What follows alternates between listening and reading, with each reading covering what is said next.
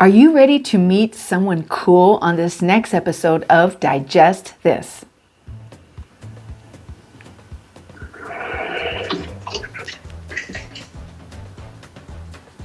Welcome to Digest This, the show that helps you revolutionize your digestive health. Here are your hosts, Dr. Liz Cruz and Tina Nunziato. Hello, and welcome to Digest This. This is Dr. Liz Cruz, and I've got Tina Nunziato sitting right here by my side. Hopefully you can see us if you're watching us on YouTube.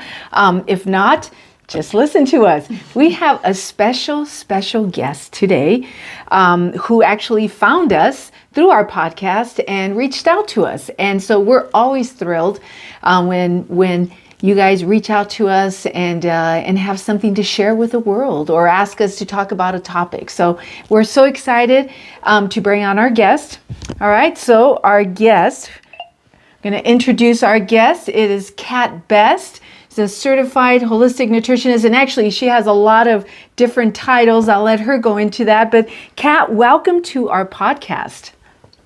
Thank you so much for having me. I'm really happy to be here. Awesome. We're so excited to have another holistic nutritionist on the podcast with us today. That's awesome. Very cool. We could talk all day long. Exactly. Yeah, so really appreciate you reaching out to us and wanting to be on the show. It's so great when we have guests on just to really kind of continue the message of being well and doing it from a more holistic standpoint. So we're always happy to talk to other people doing similar things to what we're doing. So we thought that the first podcast, because I know you have a lot of things that you can talk about. We've talked about that, and be more than happy to have you on in the future to talk about other topics that you love. But thought the best way to start would be to have you talk about just your story a little bit and just kind of, how you got into being a holistic nutritionist.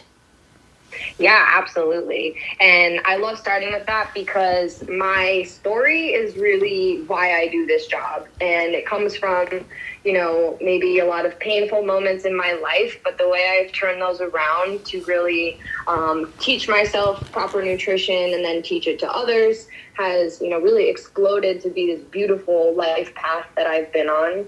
And it did all start when I was a teenager. Even like 12, 13, I started kind of dabbling in some disordered eating patterns, but I can remember even being very, very little, like maybe even 5 years old, and just hating my body. Never liked what I saw in the mirror. I actually used to look at my belly even when I was little and just think like if I could almost like cut it off or just shrink it down, life would be better. Yeah. Aww. So I've just had a thing for my gut even since, before I even knew what I was experiencing. And I think a lot of women also have stuff going on even with like their belly area in particular. Like they just don't like that one spot on their body. And as you know, when it comes to gut health and, your gut is like your second brain. I think for a lot of people, like just there's so much tension and turmoil kind of pent up in that area. And I can see how like there were so many connections between my eating disorder and my gut health that once I was able to really heal both of those things, of course, it's never perfect, right? They're kind of always things I will be managing. But once I was able to get like past the difficulty of those and really understand and own it, my life like took off just tremendously. So I see as like they are so closely knit together. And I was in high school, I was bulimic mostly. And then I even had a moment where I switched from bulimia to anorexia. And then, so I kind of got both of those experiences. And then once I even recovered from those, later on, like in my early 20s, I had just binge eating disorder, no purging, no restriction, but I had that one too. So I've really experienced Wow. The gamut. And for me, I could just see that it was just ways that my brain was coping with things I was dealing with in my life. And I just found an outlet through food, whether it's either binging or purging or hyper restriction, that I just would that would be my outlet in some way. And That was in high school, you said? yeah, so in high school was the thick of it. Okay. And that was when, I was bulimic and I was really, secretive about it. I was excellent at trying to hide it. It was a deep, inner, it was so painful to go through that, but also not really understand why I'm doing these things, but also know that I can't tell anybody about it because my parents are going to get mad at me or something. Right. That was the question I wanted to ask you, and maybe you don't know, but do you know where, even when you were little, any thoughts on where this stemmed from? So that's been a question I ask myself a lot as well, and I'm not really entirely sure. I can't pinpoint it on one thing, but I do think, I was born in the 90s. That's when skinny was in. I loved pop culture. I loved reading magazines. I was just flooded with, body stuff, body language at all times, skinny women on TV. I definitely loved shows like America's Next Top Model and even reality shows where just the picture perfect woman was at that time very thin, fake boobs, big hair, just that look. So I think I was, very susceptible to that. I've always had very low self-esteem. Okay. That is one thing that I feel like I just came out of the womb with. I was always very shy, very introverted to the point where I just, but it was all wrapped up in fear of, putting myself out there. So I think like most people with eating disorders, you internalize a lot of things because I wasn't external. I didn't really speak my mind, whatever that was when I was little, but I didn't do it. And I don't think I also didn't have many clear hobbies, interests, or passions to keep me busy enough to have a thing that made me feel good. I was very low confidence, very insecure. So I think I just kind of was the perfect candidate for that. But it was no specific incident.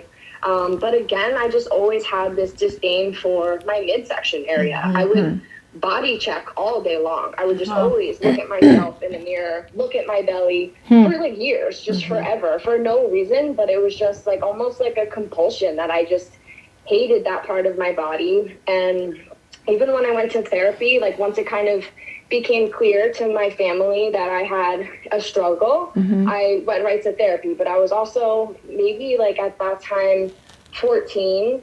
So I didn't know how to talk about my feelings because I didn't even know what was going on. But I remember such a specific moment where the therapist asked me, she was like, can you list 5 things you do really like about yourself? And I just sat there in dead silence and just looked at her. Because I couldn't think of one thing, not one. And now I look back and I'm like, oh my God, I had 500 things I could have said. But I was so stuck in my negativity and my hatred of myself that I just couldn't even find one thing to be okay with about myself. And that was just kind of me as a whole unit, not even just with my body and food stuff, but I even once I got older and was in high school, I was bullied terribly. So that is a big reason also I think my bulimia really kind of took off when I was in high school, because I was just really bullied every single day and I needed an outlet for something, and I didn't really share it with my parents. I never, fought back to the bullies. I just kind of absorbed it. And, that angst kind of has to go somewhere. What were you being bullied about? So I had, classic mean girl, one mean girl who just wanted, to kind of make everybody not be my friend. So it was a bunch of lies. But I'm in high school, so it was really just crushing to lose 100% of my friends, all of them. And then I got bullied for having an eating disorder. So because I was bulimic and my close friends knew, they told people, and then all of a sudden I was walking down the hallway and everyone was making these vomiting sounds at me, telling me to go throw up, to stick my head in the toilet, all of these just horrible things. And of course, that's the most embarrassing thing ever too at that moment in time. Yeah. And then it was actually really interesting when I switched there was a moment where I kind of switched to becoming anorexic when I was a junior in high school. And that is when I started losing weight rapidly. And that is when I started getting attention for my eating disorder, which is common when people have bulimia. They're almost struggling in silence because you stay a normal weight for the most part. You look pretty normal for the outside. No one would really know. But when you're anorexic, obviously you lose weight very quickly. You start to have that look that is just, a little more emaciated, like losing all muscle. You just look not good, and people can see that right away. So then everyone goes, oh, wow, she really has a problem. And for me, at that point, I'm like years in to being bulimic, and I'm like, wow, I've had a problem this whole time. But now that I visually am skinny, people are taking it more seriously, which does quite a dance in my head of like, now I'm getting all this weird attention. I don't like it, but I also really want to just like keep not eating. It was such a difficult thing for me to really wrap my brain around, the attention. And then I needed to seek treatment, which I'm glad I did, of course. Like I needed to, and I needed to be forced into it at that age. Like you can't ask me when I'm 17 what I want to do, because at that time I was like, well, I just want to have my eating disorder, leave me alone. And I didn't quite know how it was impacting me on a health level, because I didn't care about my health. It didn't matter. And I'm also so young. When you're that young, like nothing, you're like, my whole life is in front of me. This is a moment in time, whatever. Yeah, you think at that age you're just going to live forever. Doesn't matter what you're doing to your body. Totally. Yeah. Totally. And also, when you have like my parents or like my therapist, and I was just put in like so much heavy treatment from, I had, doctors, I had nutritionists, I had psychiatrists, I had psychologists. Like you have a whole team now just staring at you like, how are you today? And I felt like I really had to fake the funk and like pretend I was doing better than I actually was, because all these people like wanted me to do better. So I actually was like, oh, I can just say I'm feeling better, and then they all are like, oh wow, amazing. And then I'm like, oh, but nothing's really changing. It was just like really weird thing of but I think my age and just like inexperience of like being an adult was really a byproduct of that. But I was able to get a good enough handle on it to finish out my senior year of high school and then go to college. And I think that for me was actually the turning point, once I realized that I was not going to be able to go to college or do whatever I wanted to do as an adult if I still was struggling this, because my parents just were not going to let me. They were not going to be like, go do that elsewhere. They're like, you need to heal, you need to do better. And they were, giving me so much love and support. And I think I went to an inpatient treatment. So I did that for a few weeks, and I really just started, eating more, getting better habits. But the demons were kind of still in my head, but I was also so excited to kind of be on the other side. And there is something of like finding like deep power within yourself when you can overcome something challenging. So I would say like me being able to recover at that point from my eating disorder felt like the biggest confidence boost I had ever had. It was the first thing I put a lot of effort into. I mentally had to change, and I saw like physically, I saw it changing, changing my body for the better, and everyone around me was happier that I was doing better. So I think that was like the first time in my life that I definitely put effort into something and saw like a good reward. Wow. So when did you start the journey that you're on now with regard to like becoming a holistic nutritionist and having your own business and all of that? So I went to college after that, and when I was in college, that is when my gut struggles became extremely apparent. Because I was also eating more normal, and I was eating like some cafeteria food from my college, but I was also trying to always be health conscious. I think I've always had an underlying interest in cooking and eating healthy. I just didn't channel it correctly before. But when I was in college, I had just severe gastrointestinal distress. I would be constipated for like weeks on end, like maybe one bowel movement, maybe one over like the span of weeks. It was just, Wow. It was horrible. Oh my And goodness. I was, I got like what I think was just like a leaky gut situation where almost everything I ate I was intolerant to everything. And then I was like, everything I eat makes me bloated to the point where I am so distended in my belly that I just had so much shame around that. So now I'm back to like, I have this bloated stomach, from the moment I eat my first meal. It was never like first thing in the morning, but if I ate, I just would get such a bad like lower belly pain. And that was like most of my time in college. And then I started working out, and my interest in learning about fitness kind of turned into an interest in learning about nutrition. Okay. I'm just a naturally curious person, so I love to learn, love to teach myself. But at that point, I had been seeing GI doctors and, had the IBS diagnosis, which I still was like, okay, but now what? What does that mean? Right. Well, that's what most of us GIs were also wondering. Yeah. And it was, that, and I got like an endoscopy. I got all these things done that confirmed I had something like major not right in my body, but I wasn't getting the action of like, here's what to do about it. Right. So I just got to Google, just started reading as much as I could about like gut health. And that was the first time I'd ever heard about like the microbiome. And I was just like obsessed. I was like, this is so cool. So I put myself on like a gluten-free, dairy-free diet. I started taking specific supplements. I was really into glutamine, and I just wanted to do all these things to heal my gut. And it worked. And it worked after, I would say, I spent a minimum of 6 to 8 months being very disciplined with gluten-free and dairy-free. Oh, and at this time, definitely worth mentioning, I was like a vegan vegetarian. Okay.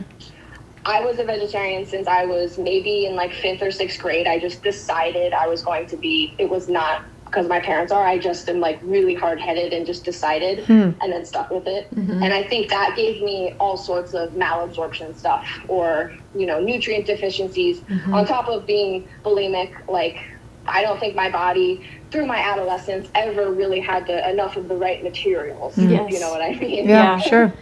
Yeah, that's the thing, because even if you're vegan or vegetarian doesn't mean you're eating healthy, right? Oh, 100%. I was eating so much wheat gluten products, a lot of the fake meat stuff. And then when I got into lifting weights and actually wanting to get strong and change my body by building muscle, like a healthier approach, that's when I started learning about protein and nutrition. And I was like, oh, I am not getting enough of any of this on my diet.